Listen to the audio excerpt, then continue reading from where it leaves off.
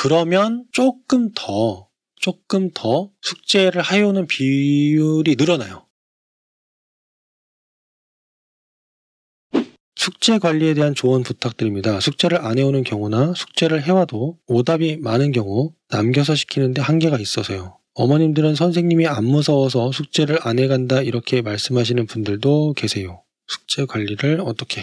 이 부분은 학원마다의 어떤 수업 커리큘럼 내지는 시스템이어서 뭔가 확실하게 대답을 드리는 게 한계가 좀 있긴 한 것 같은데요. 일단 첫 번째, 숙제가 뭘까요? 이거부터 개념을 아이들과 함께 정해보시는 것을 추천드립니다. 교사진도 마찬가지고요. 저희 학원도 사실 이런 애들이 많아요. 선생님들이 독해 숙제를 내주시는 걸 봤어요. 근데 이제 독해 숙제가 모르는 단어 밑줄 치고 그 단어 사전 찾고 사전 찾은 다음에 독해해야 될 거 모르는 문장 밑줄 쳐놓고 질문할 문장 밑줄 쳐놓고 그 다음에 끊어읽기 표시해두고 뭐 이런 식의 숙제를 내줘요. 그럼 애들이 해왔냐? 해온 애도 있고 안 해온 애도 있어요. 그 책을 딱 펼쳐보면 해온 애는 굉장히 열심히 했고 안 해온 애는 그냥 이제 대충, 그러니까 해온 애 예를 들면 이제 형광펜이 빨간색 볼펜이 막 해가지고 진짜 빽빽하게 해온 애가 있어요. 걔네 부모님은 항상 전화 오시죠. 숙제가 너무 많다. 애가 맨날 밤을 샌다. 근데 이제 어떤 놈은 그냥 색깔도 없어요. 그냥 연필로 그냥 다 동일하게 밑줄 치고 해서 이게 진짜 한 건지 오기 전에 그냥 대충 밑줄만 긋은 건지 확인도 안 됩니다. 이런 경우도 있고요. 그래서 애들이 왜 그렇게 숙제를 대충 할까? 왜 안 할까라는 생각을 해봤는데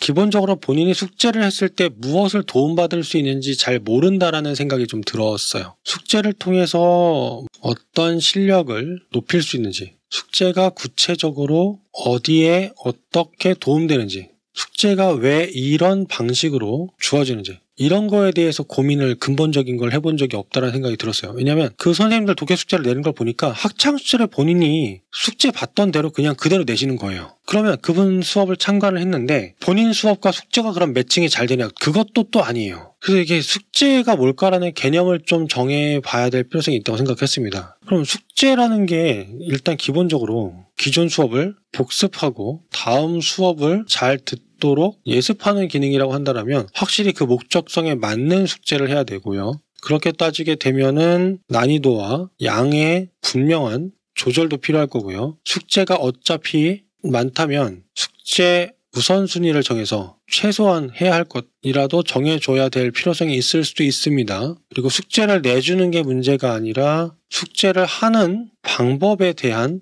가이드, 숙제하는 방법 강의가 필요할 수도 있습니다. 이런 것이 없이 야 니네 몇 페이지부터 몇 페이지까지 문제 풀어와 라고 하게 되면 애들은 그걸 풀기 싫을 거고 하기 싫을 거고 뭐 이렇게 되는 거죠. 그런 부분 때문에 이제 숙제가 체크하기도 어렵고 관리도 어렵고 이것도 있어요. 그 다음 숙제를 낼 때 중요한 건 뭐냐면 숙제가 관리, 확인이 쉬운 숙제를 내줘야 돼요. 그래야 이게 관리가 되고 애들이 본인이 한 걸 피드백을 받는다는 느낌이 드는 건데 예를 들면 그런 게 있었어요. 저희가 영어학원이니까 단어 시험 보잖아요. 단어를 애들이 한 번에 150개씩 시험 봐요. 그럼 애들이 150개를 갖다가 랜덤으로 해가지고 시험지 제출하잖아요. 그럼 그걸 만약에 채점을 한다고 생각해 볼게요. 첫째, 선생님이 채점을 150개씩 10명 시험지를 채점할 수 있을까요? 어려워요. 둘째, 애들끼리 서로 짝꿍을 바꿔가지고 채점하게 해요. 물론 선생님이 혼자 하는 것보다 시간이 단축되긴 하지만 그래도 시간이 여전히 많이 걸립니다. 양이 많아서. 셋째, 그걸 걷어가지고 조교한테 시킨다? 생각보다 조교 비용이 많이 지출될 수 있어요. 모든 반이 그런 형태면. 자, 근데 그렇게 그럼 하는 게 필요하다라고 한다면 시간을 줄일 수 있는 다른 방법을 따져야죠. 단어 시험을 갖다 온라인으로 봐서 자동 채점이 되게 한다든가 뭔가 다른 방법을 구사해야 되는 거죠. 관리 확인에 쉬운 숙제를 내줘야 돼요. 비주얼화가 가능한 숙제를 내줘야 되고 데이터화가 쉬운 숙제를 내줬을 때 엄마랑 상담하기도 편할 거고 그런 부분에 대해서 고민을 해야 돼서 숙제를 내준다는 게 생각보다 어려운 작업이라는 걸 선생님들이 스스로 알아야 됩니다. 그런 거에 대해서 계속 워크숍을 선생님들이랑 회의를 통해서 하시는 것도 굉장히 의미가 있고 중요한 부분이에요. 왜냐하면 숙제에 대해서 얘기를 하면 그렇게 되면 수업과 연결이 안 될 수 없으니까 그렇게 되면서 이제 수업 퀄리티가 같이 좋아지기도 하거든요. 그래서 이게 의미가 있다라는 걸 아이들이 알게 되면 중요하다는 걸 알게 되면 그러면 조금 더